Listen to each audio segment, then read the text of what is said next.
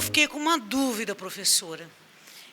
Quando se fala em educação indígena e currículo diferenciado, dá para perceber bem por causa da cultura indígena, que tem a sua língua própria, né? Mas na educação quilombola, aonde está, né, e aonde pode acontecer essa diferença no currículo, o currículo diferenciado para os quilombolas? Eu acho que a própria indagação nos leva a entender a importância dessas diretrizes, do parecer e da resolução. Porque, assim como nós já avançamos mais na implementação da educação escolar indígena, e que, de fato, quando nós falamos nos povos indígenas no Brasil, parece que vem mais imediatamente à nossa cabeça o que é a diferença, não é isso? Da mesma forma como nós fazemos esse raciocínio para compreender a especificidade dos povos indígenas, no caso dos quilombolas, nós estamos diante do momento de conhecer essas comunidades quilombolas.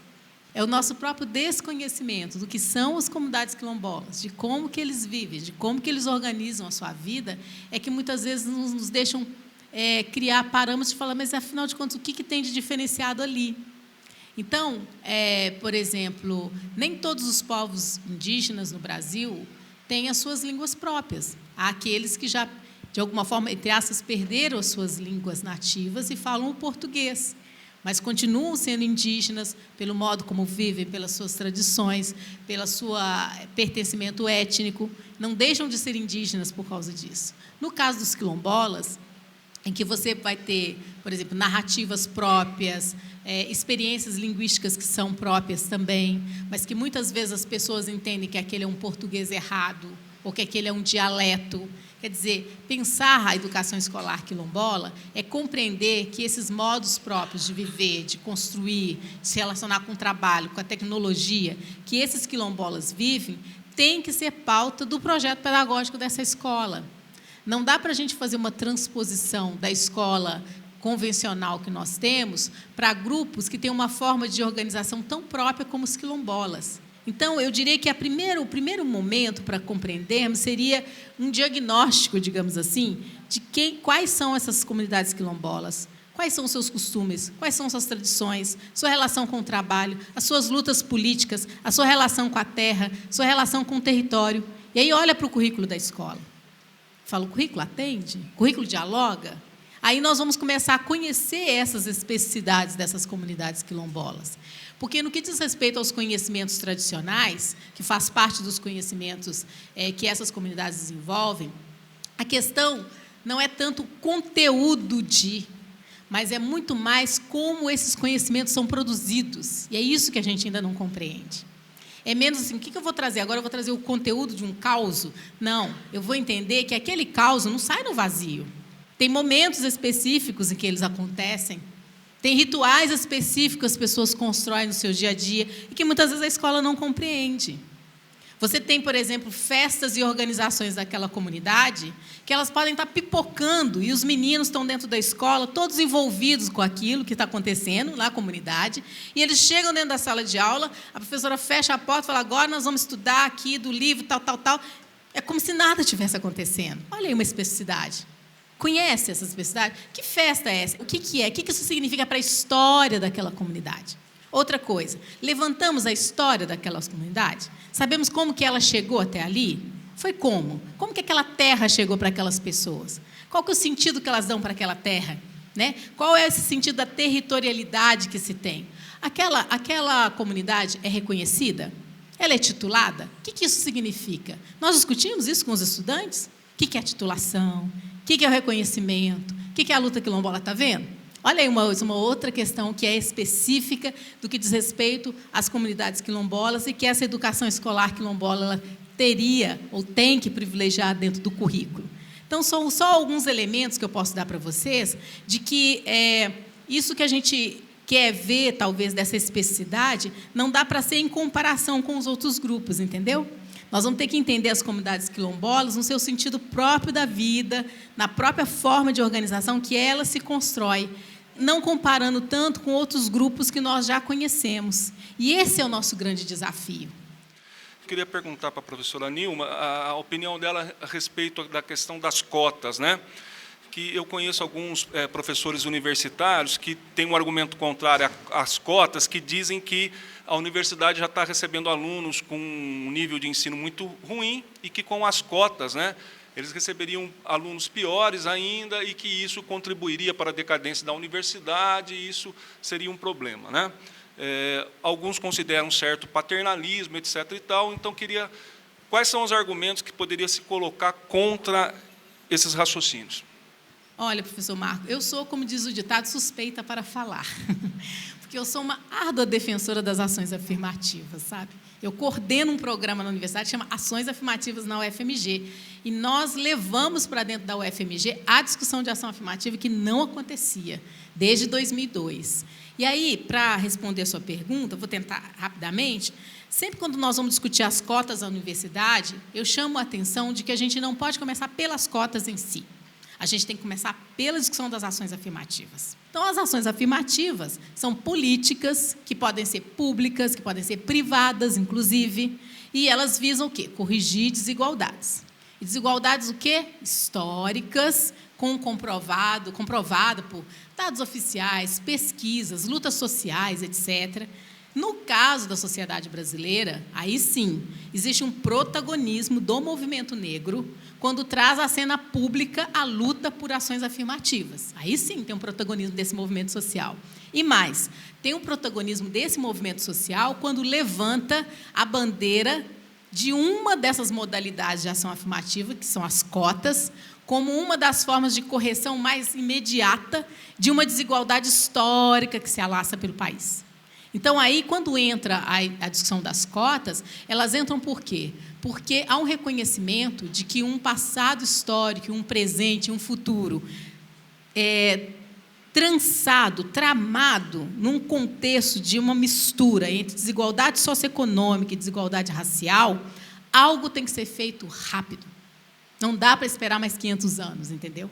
Por isso o movimento chegou com contundência, falou, olha, nós queremos ações afirmativas, ou seja, um conjunto de políticas, educação escolar quilombola a construção de uma secretaria de promoção da igualdade racial políticas, a Lei 10.639, você tem uma série de ações, mas nós temos que ter uma mais radical, mais rápida, que é cotas. E por que educação superior? Porque aquilo que o movimento negro sinalizava e falava na sua denúncia, pela sua vivência do racismo, da discriminação racial, os dados oficiais todos, quando o quesito raça-cor passou a ser desagregado, né, nas análises do resultado do IBGE, dos censos, etc., quando o Instituto de Pesquisa Econômica Aplicada, o IPEA, começa a fazer estudos desagregando dados de raça-cor, e aí tentando entender mercado de trabalho. Aí, tá bom, então tá, vamos ver. Quem se autodeclara negro? Onde é que está no mercado de trabalho? Trabalho infantil, escolaridade. O que os dados começaram a saltar aos olhos dos economistas? Que tinha uma desigualdade tremenda entre os negros e os brancos da sociedade. Claro, entre a população indígena também, mas aqui o enfoque está negros e brancos, no caso aqui da nossa discussão. Então, quando o próprio Estado brasileiro, através das suas pesquisas oficiais, começou a concluir que aquela denúncia que o movimento negro fazia desde os anos vindouros, anos 70, sobretudo, quando foi se configurando, ela, de fato, se configurava numa ausência do Estado a fazer políticas públicas que atingissem de forma a garantir o direito à educação, trabalho, saúde, emprego para essa população, o Estado tinha que se mexer. 2001, Durban, a Conferência de Durban foi um momento central, onde o Estado brasileiro já tinha dados, e aí ele vai e reconhece internacionalmente, na sua diplomacia, que tinha que corrigir desigualdades. E as cotas, então, entram nesse contexto. Como que elas entram? Elas entram, primeiro, por pressão, pura pressão dos movimentos sociais, e aí algumas universidades começam a implementar, estaduais primeiro, as federais mais resistentes vêm depois. E agora temos uma lei, que é a 12.711, que tornou obrigatório para a rede federal de ensino. E nós temos, professor Marcos, agora, onde entra a sua questão central, as pesquisas. E as pesquisas vão mostrando que isso que é um discurso nosso, de que teria uma desigualdade, uma dificuldade de aprendizagem entre os chamados estudantes cotistas e os estudantes que entram pelo vestibular chamado universal, de que existiria esse diferencial, não se confirma. As pesquisas todas têm mostrado que não se confirmam. De um modo geral, a média dos cotistas, ela tem se apresentado igual à dos outros estudantes que entram pelo vestibular chamado universal, em alguns cursos superior a esses próprios estudantes, e em alguns cursos com alguma diferenciação, sobretudo aqueles cursos das áreas mais duras, que vão exigir desses meninos, inclusive, um outro fôlego e um outro investimento, inclusive, da instituição de educação superior, não é isso? Para garantir a permanência desses estudantes. E mais, tem uma outra questão que é importante nesse dado, que te ajuda a municiar de argumentos. A outra questão é a permanência desses estudantes, mesmo que a gente ainda não tenha políticas muito efetivas de permanência, porque as cotas é acesso e permanência, né? Significa acesso e permanência. Mas, muitas vezes, nós temos mais acesso do que permanência em muitas universidades. Mas o que vai mostrando é que a continuidade desses estudantes cotistas, eles perseveram no curso mais do que os não cotistas. Então, em alguns cursos que os estudantes que entram com nota mais alta, não cotistas, desistem no meio do curso, começa a cair a média do meio do curso, os cotistas vão subindo. E isso diz respeito a uma leitura, uma interpretação de que há uma compreensão da luta desses estudantes para chegar ao ensino superior e que, quando chegam, eles tendem a agarrar essa oportunidade. Entendeu? E vão em frente. Enquanto, quando você tem estudantes com condições outras, por exemplo, eu estou fazendo engenharia, agora eu não quero, vou fazer música, agora eu não quero, vou fazer educação física, que é comum em alguns estudantes, em alguns grupos, muitas vezes para o cotista não. Para o cotista, a entrada na educação superior tem um significado tremendo para a vida dele, para a família dele. São os primeiros de muitas famílias que estão chegando na educação superior. Então, quando entram, a tendência desse estudante é perseverar no curso. E quando eles vão tendo suportes acadêmicos, que deveria ser direito de todos os estudantes, não é mesmo? Eles, bolsa, né, eles vão deslanchando e as notas vão subindo no curso. Isso as pesquisas têm nos mostrado. Tanto é que, além do Supremo ter dado como constitucional o princípio das ações afirmativas, esse conjunto de dados foi pressionando o próprio Estado brasileiro, a ponto de hoje a gente ter uma lei federal das cotas para as universidades federais. Aqui em São Paulo, nós temos uma comunidade que manteve uma língua de origem africana, que é na região ali de Salto de Pirapora, comunidade de Cafundó. E fora Cafundó, que eles falam cupópia, né, que é a língua própria deles, existem outras comunidades que são aparentadas ali naquela região, que também ainda tem algumas pessoas que falam, que mantém essa língua, né, de origem africana. O problema é que as novas gerações não falam, né? Então, você tem as pessoas mais idosas que ainda mantêm, mas os jovens não têm. Então, por uma educação diferenciada, você tem uma forma de manter, né, não só para essa comunidade, mas estender para outras. Obrigada. Viu? Quanto a essa fala que nós tivemos hoje aqui, educação diferenciada, essas coisas todas, eu sei que tem muita gente ainda com muita dúvida, né? Mas a Maura terminou de falar aqui sobre um assunto que eu tanto queria que lembrasse, é a nossa língua. Quando eu era mais jovem, né, eu falava línguas e muitas pessoas no meu trabalho falavam assim, ai, menina, como você fala errado. E isso a gente foi tendo aquele complexo, né? Os meus irmãos precisaram, quando vieram da comunidade, foram estudar na cidade, que meu pai faleceu, a minha mãe foi para a cidade um tempo, né? Precisaram de fazer operação, porque a nossa língua ela é grudada, né? A gente não usava o R, tipo assim, mamãe totatelopa, papucalenho. Então, eles achavam que era errado. E a gente criou aquilo na mente. Eu não falava, eu trabalhava um tempo todo sem falar, porque eu tinha complexo de falar. Eu achava que eu abria a boca, falava que eu estava falando errado, e a gente não entendia realmente a nossa língua, era errado, era certo. Agora que eu sei que era a nossa linguagem, né, mas fomos perdendo por causa dessa coisa. E é uma das coisas que a gente tem vontade que nossas crianças resgatem, né? É a língua, através de um dicionário. Acho que vai ser uma coisa boa até para os professores que irão trabalhar com nossas línguas, né? Palavras assim no cotidiano, no dia a dia. Depois, com o tempo, irá mudando tudo, né? Por enquanto, a ideia é essa, ir resgatando palavras mais usadas na comunidade pelas próprias crianças ou por nós mesmos. Mas eu acho que era isso aí, que é uma das coisas que eu também muito quis, resgatar a nossa língua. Obrigada. Com relação aos saberes tradicionais, a questão linguística, acho que essa ideia da construção de um dicionário, né, de recuperar essas falas, é muito importante. Esse é um trabalho que pode ser feito em nível local, né, e é necessário que seja feito também. E eu me lembro de algumas pesquisas de alguns colegas trabalhando com comunidades rurais, comunidades quilombolas, e aquilo que eu falava de que não é tanto o conteúdo em si, mas é a forma como esses saberes são construídos, a forma como essa língua é construída, é produzida, é recriada, é ressignificada, e chamava a atenção de que compreender qual que é o momento, quais são os rituais, como é que isso entra na vida cultural, cotidiana desses sujeitos, me lembrando de algumas pesquisas, como, por exemplo, o choque que se dá quando, muitas vezes, a criança ela é educada na vida familiar, por exemplo, na roça, vamos pensar na comunidade rural, no plantio, ou nas crenças, etc., em que há um tipo de diálogo, um tipo de interação, um tipo de corporeidade, não é isso?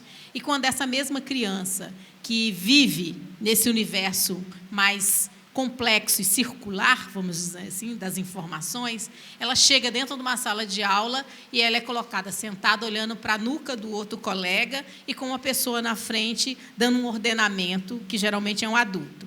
Quando essa criança expressa algo, né, e fala da forma como, cotidianamente, ela costuma se comunicar, e vem sobre ela uma represália de que ela está usando de forma incorreta o português.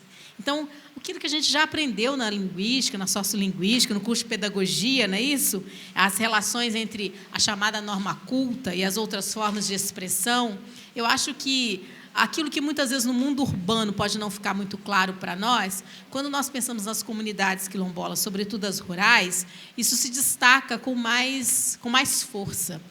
E aí eu volto a insistir, com que olhar nós olhamos, como que nós nos relacionamos. Se eu já olho de forma hierarquizada, entendendo que ali tem menos cultura, menos saber, não é isso? Saberes rudimentares, a resposta que eu vou ter pedagógica é uma. Se eu olho de uma outra forma, entendendo que são outras formas de conhecer, outras formas de se expressar, e que a escola tem que conseguir trabalhar com esses estudantes a não desvalorização das suas formas de conhecer, de falar, de se expressar, e também ampliar o universo sociocultural desse estudante, para que ele compreenda que, para além do local, existem outras formas de se expressar, outras formas de falar, outras formas de se comunicar, e que não está ali em jogo uma hierarquização, mas a forma complexa como a vida social se dá, aí você constrói um ato de educar mais significativo. E fechando a minha fala, aqui, gente, nós estamos falando de educação escolar quilombola, porque é disso que a resolução trata e é disso que as diretrizes tratam. O que a dona Diva, o seu Antônio, o Luiz trazem para a gente é mais do que educação escolar quilombola. Eles trazem para a gente a educação quilombola, que é aquela que se faz no cotidiano e no dia a dia.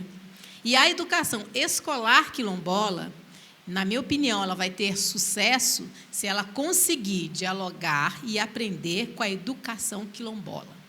Aí nós vamos ter uma outra escola. Muito obrigada, um bom trabalho para vocês. Muito obrigada.